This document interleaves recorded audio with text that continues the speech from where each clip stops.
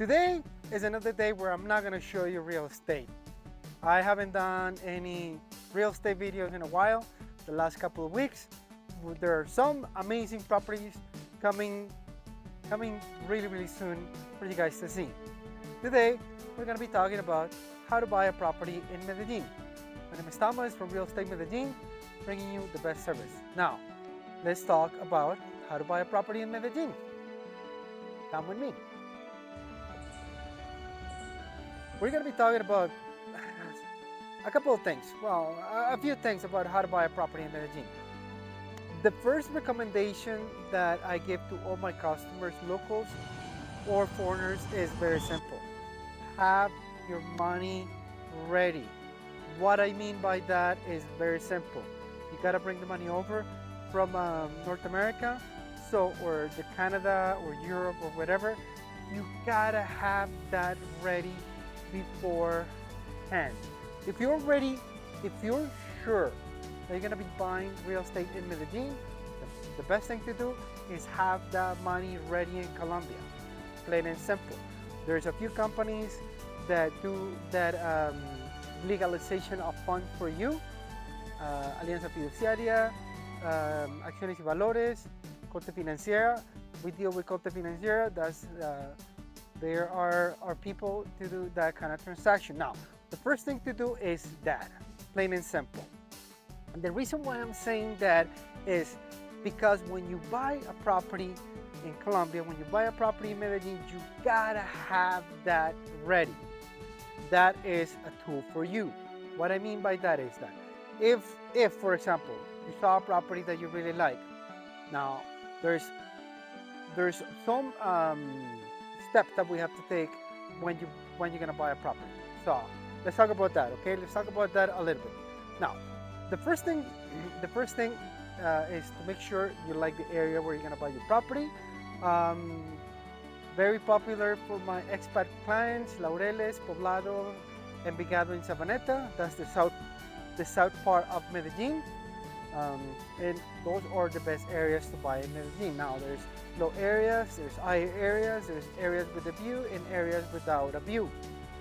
So you just gotta decide what you want to buy. That's it, plain and simple. Make sure that your budget is clear and the area where you want to buy is clear. Now, when you have already that defined, the best thing to do, the most important thing to do, is bring the money over before you do anything else. Okay, before you do anything else, you're gonna bring the money over, and I'll tell you more about that later. Now, so we already have all the paperwork with any of those companies that bring the money over. You gotta meet one thing that you gotta meet is you gotta meet this financial institution requirements to bring the money over. They're gonna ask you for a whole bunch of paperwork. They want to make sure that the funds that you're having, they're legal, and Colombia got really good at that because of that great past that we have anyway. But let's not talk about that. I don't like talking about that. Now, very simple. You gotta have the money. Well, you gotta have the money here. So after you have the money here, after you have done all your due diligence with the financial institution that is gonna bring your money over, then we're ready to make an offer. Okay. Now, after that, you gotta, well, obviously start looking at a property. My recommendation is that you concentrate on an area that you really like. My recommendation is that you actually stay in those areas, do Airbnb, so you're pretty sure that you're gonna like the area, you're gonna like the coffee places, the restaurants, and so on. After that, when you decide what kind of property you want to buy, very simple.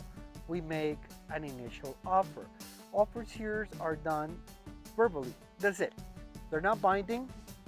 They just gonna make sure they're gonna open a channel of negotiation. Now, no low balling, please. No low balling properties here, because properties here are investment vehicle for locals. So please do not low ball the properties. Okay. Now, after we get to an understanding with the buyer, very simple, then we draw a buy and sell contract.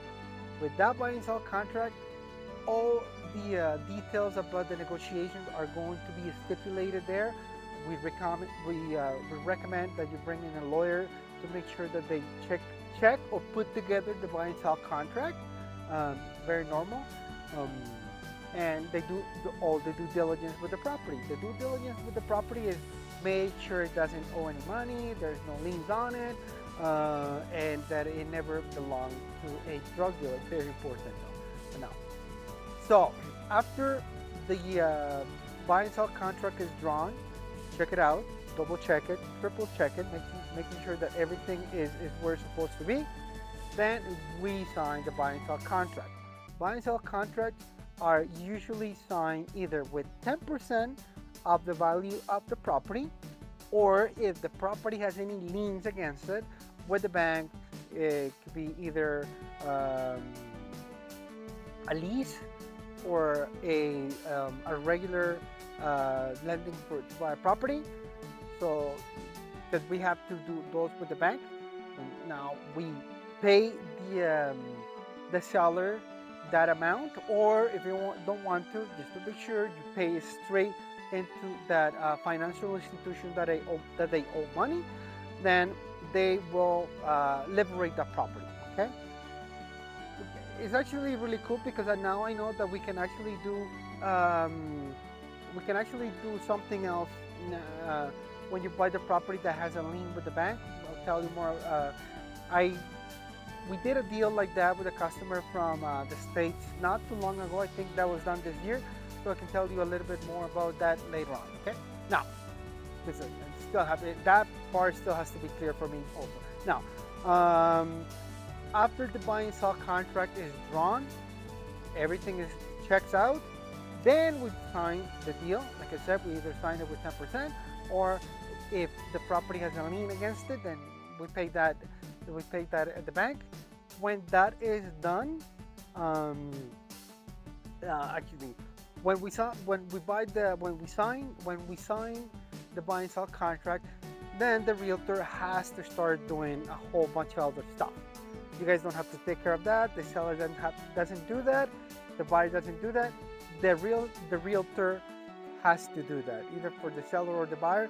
They have to gather all the documents, making sure that everything checks out, making sure the HOA is paid for and up to date, making sure the hydro, electricity, gas, and so on is up to date.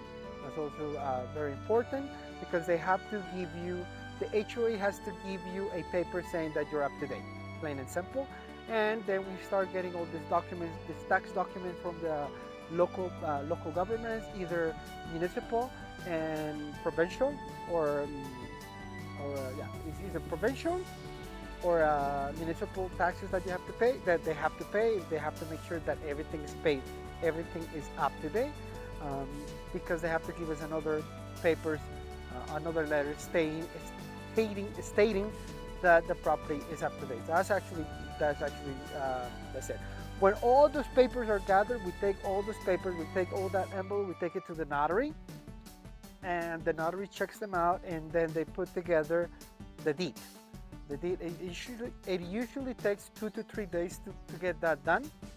So when the notary has everything ready, they'll call us, they'll let us know. We make an appointment with them to sign the property deed.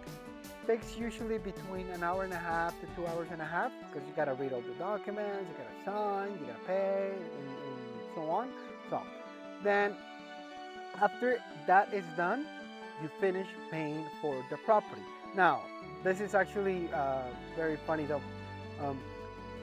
It's a bottleneck at the notary, because they say, "Oh, if you sign, I'll pay you," and the seller is gonna say, "No, if you pay me, I'll sign." So for that, it's very simple. We'll just bring a check to the notary, just to make sure that everything is checks. You can actually send them a check.